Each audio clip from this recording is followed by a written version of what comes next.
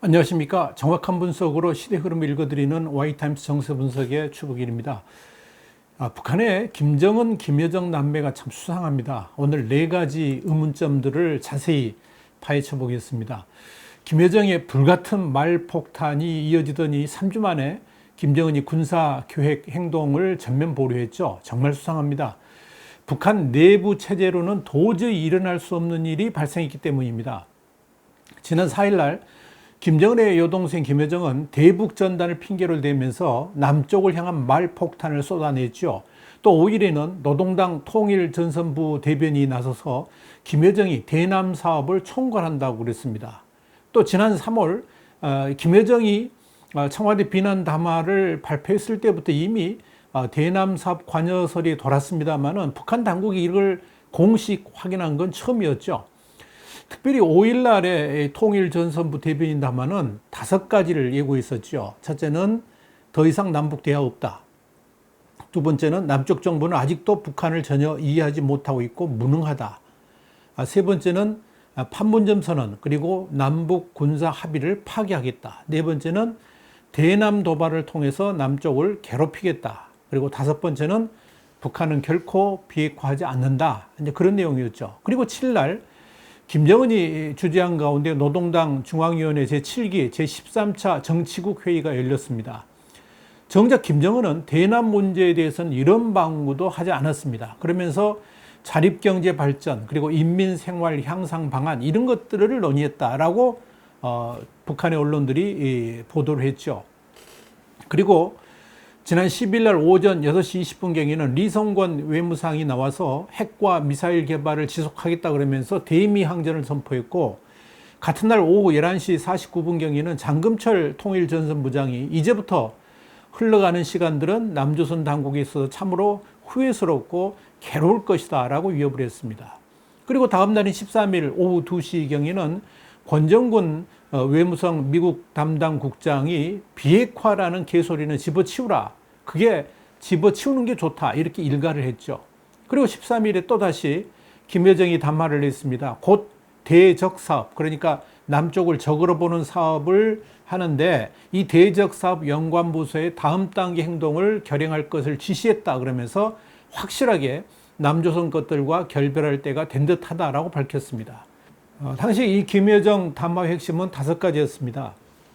첫째는 남쪽을 향한 대적 사업의 방향은 이미 정해졌다. 둘째는 남한과는 결별하겠다. 세 번째는 구체적인 행동. 우선 남북 공동연락사무소를 폭파시키겠다. 네 번째는 대남 군사도발을 감행하겠다. 다섯 번째는 이 모든 행동들은 김정은 위원장으로부터 허락받은 것이다. 뭐 이런 겁니다. 사실상 군부에다가 남한을 적으로 대하는 군사행동을 김여정이 지시했다는 거죠. 그리고 16일에는 조선인민군 총참모부 공개보도라는 제목의 성명이 나왔습니다. 그때도 또 5가지 내용이 나왔습니다. 첫째가 뭐냐면 남북관계가 악화일로로 치닫는 상황에서 북한 군대는 당중앙, 여기서 말하는 당중앙은 김정은이 아니고 김여정을 말하는 겁니다. 이 당중앙의 지시를 뭐든지 수행할 수 있도록 만반의 준비를 하고 있다. 그리고 남북 합의에 따라서 비무장화된 이 지대들에 다시 군 병력을 진출시키고 요새화하겠다.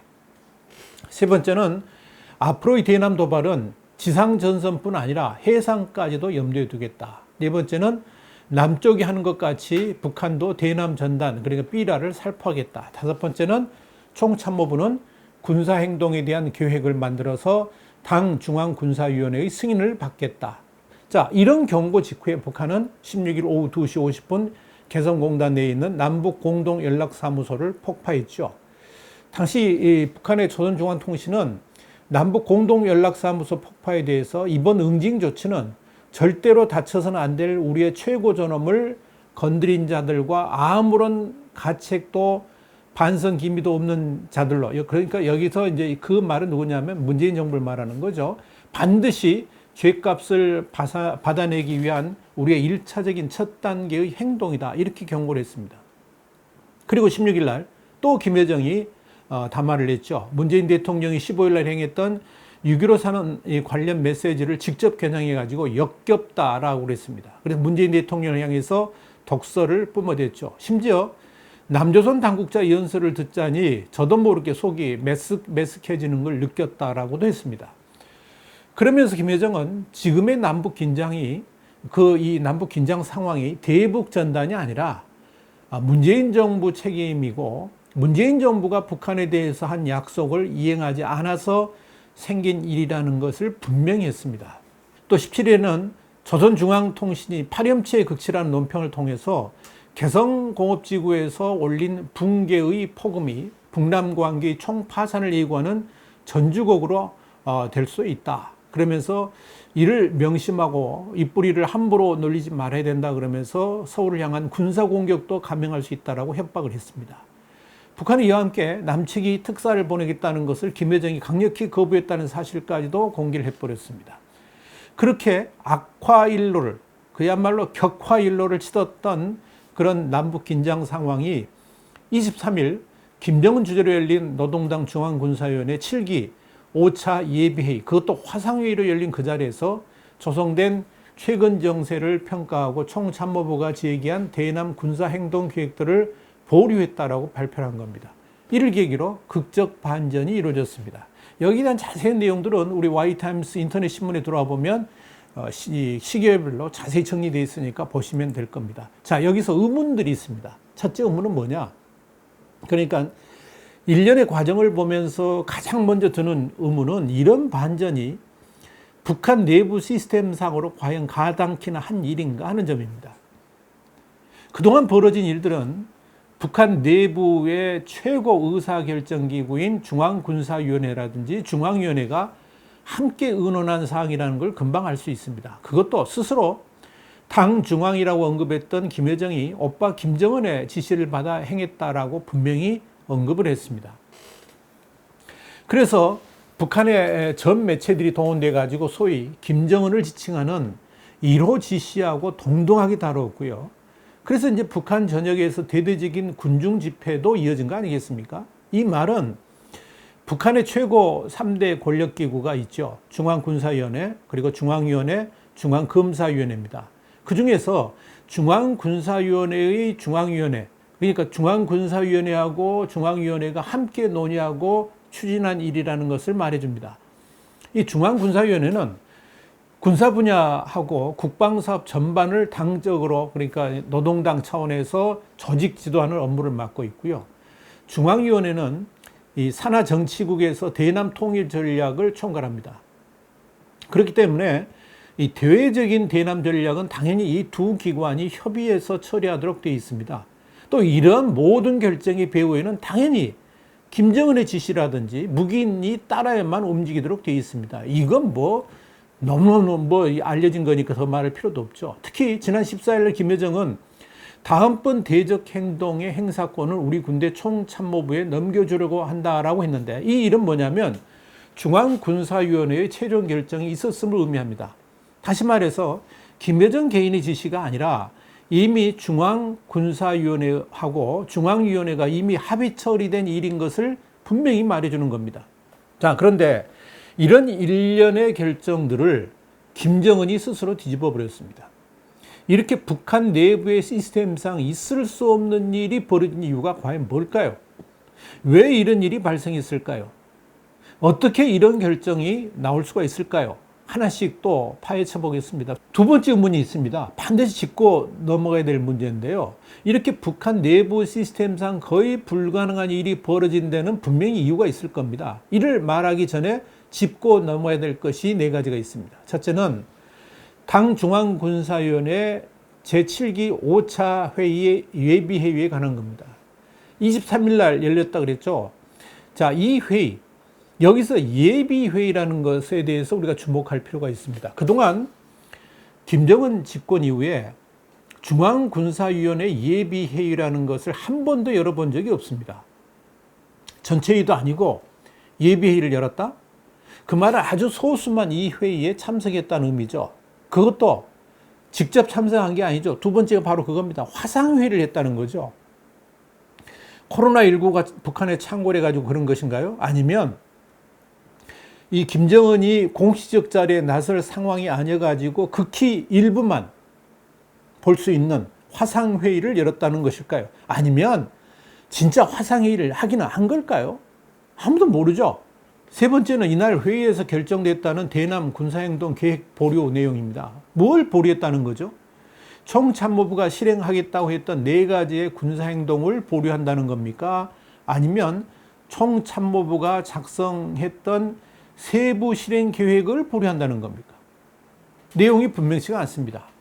네 번째는 군사행동을 보류한다는데 왜 대북전단과 관련해 가지고 탈북자 응징 같은 군중 집회까지 다 잠재우고 심지어 북한 선전 매체들에 게재된 기사들까지 삭제하거나 숨겨버린 이유는 과연 뭘까요? 세 번째 의문입니다. 혹시 북한 권력 내부에 이상이 생긴 건 아닐까요? 이 본격적인 의문인데요. 김여정의 지시를 김정은이 결국 뒤집었다는 말도 안 되는 일이 일어난 배경에 관한 겁니다. 아주 간단하게 생각하자면 김여정이 오빠 김정은하고 상의도 없이 일을 저질렀다가 일이 너무 커지니까 김정은이 직접 나서서 모든 상황을 뒤집었다 이렇게 추정해 볼 수도 있을 겁니다. 이걸 조금 다른 말로 하자면 뭐 굿캅, 배드캅 이야기도 나오는데요. 하여간 일부 탈북자들도 이런 주장을 합니다. 그러니까 김여정을 앞세운 권력 집단이 당 중앙군사위원회하고 합의도 없이 일방적으로 이 일을 저질렀고 또 오빠 김정은의 이름을 팔아서 일을 벌였다. 뭐 이런 가정입니다. 다른 한편으로는 김여정이 후계자로 부상을 하고 아예 후계자로서 군권까지 이제 행사하는 상황이 벌어지니까 김정은을 옹이하는 권력 집단이 이걸 뒤집도록 만들어 가지고 김여정의 후계자 승계를 일단 막아서고 나섰다. 이런 추정입니다. 이런 추론들은 결국 지금 북한 내부에 김정은 그룹하고 김여정 옹이 그룹 같은 이 2개의 집단이 권력 장악을 위한 암투 또는 그런 뭐랄까요 힘겨루기를 하고 있다. 이렇게 볼 수 있다는 이야기입니다. 이런 추정은 김정은의 건강 문제가 그 배경에 있습니다. 김정은이가 지금 뭐 나이가 30대 초반이니까 뭐 60, 70까지 산다면 이런 일이 일어날 수가 없죠. 그런데 김정은 지금 겉으로는 건강해 보이는데 사실 그렇게 상태가 좋은 것은 아니라는 겁니다. 미국도 그렇게 판단하고 있습니다. 그래서 지금 미국 내에서는 김정은 이후를 준비해야 한다는 주장들이 많이 나오고 있죠. 심지어 상원에서 청문회까지 열었다고 그럽니다. 심지어 북한 급변 사태를 대비하는 플랜을 재정비해야 된다. 이런 말까지 나왔다. 뭐 이런 이야기입니다. 실제로 김정은은 지난 6월 7일에 중앙위원회 제7기 13차 정치국 회의의 모습을 보인 지 또 2주 넘게 두문불출입니다. 지난 5월 1일 날 순천린 비료공장 준공식에 전격 등장하고 나서서 또 21일간 잠적했다가 7일 얼굴을 보여줬고요. 이번에 또 18일째 얼굴을 보여주지 않고 있습니다. 물론 중앙군사위원회 예비회의를 화상회의로 했다고는 합니다만 아무런 증거사진도 없으니까 뭐 믿을 수 없는 노릇이죠. 또 얼굴을 드러낸 상황에서도 심지어 진위 논란까지 일었었죠. 진짜냐 가짜냐 뭐 그랬죠. 어찌됐건 김정은의 상황이 썩 좋지 않은 것만은 분명해 보입니다. 그래서 김여정의 당 중앙 호칭이라든지 직접 대남 및 대미 전선의 선봉에 나서니까 후계자론과 함께 김정은 사후를 준비하고 있다는 분석도 나온 겁니다. 이런 상황이라면 당연히 김정은 옹이 세력하고 김여정이라는 후계자 세력 간의 권력 다툼이 일어날 수도 있을 겁니다. 특히 더욱더 이런 추정에 힘이 실리는 건 뭐냐면 그동안 김여정이 쏟아왔던 말폭탄이라든지 또 남북 연락사무소 폭파 등의 이유가 바로 김정은이라는 최고 존엄의 문제가 직접적 이유였지 않습니까? 그래서 벌어지는 행동들을 정작 최고 존엄인 김정은이 뒤집었다. 이런 말도 안 되는 일이 벌어졌기 때문에 그렇습니다. 그래서 이 권력 내부의 암투설이 상당히 큰 목소리를 얻게 된다. 이렇게 볼 수 있을 겁니다. 자, 네 번째 의문이 있습니다. 갑작스런 김정은의 태도 전환. 정말 이것 때문에 정말 조심스러운 추정 또는 의문을 해본 건데요. 뭐냐면 이런 김정은의 갑작스런 태도 변화가 남쪽에 강력하게 불만을 터뜨렸던 문재인 정부의 약속 불이행에 관련 문제 아니었습니까? 그런데 그 약속 불이행 문제가 어느 정도 이루어졌기 때문에 태도를 누그러뜨린 건 아닌가 하는 의문입니다. 합리적 의문이죠.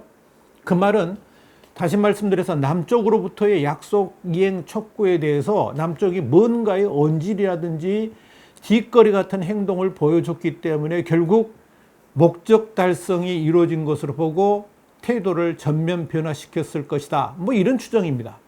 그동안 전 정권, 특히 김대중 정권 하에서 있었던 비선 거래를 감안한다 그러면 얼마든지 그런 추정도 가능할 겁니다. 어찌됐건 북한 내부가 지금 불안합니다. 어떤 추정을 받아들이건 북한 내부에 지금 분명히 이상 상황이 벌어지고 있다는 것만큼은 분명해 보입니다. 그래서 김정은의 건강 이상설이 더욱더 힘을 얻고 있는 것이고, 더불어 북한 내부 권력 암투설도 상당히 신빙성이 있어 보입니다. 이마저도 아니라면 남북 간 내부 거래설도 설득력 있게 자리 잡게 될 겁니다. 과연 무엇이 진실일까요? 두고 보면 알게 될 겁니다. 우리 Y타임스는 계속 추적을 해 나가도록 하겠습니다. Y타임스 정세 분석이었습니다. 다음 시간에 다시 뵙겠습니다. 감사합니다.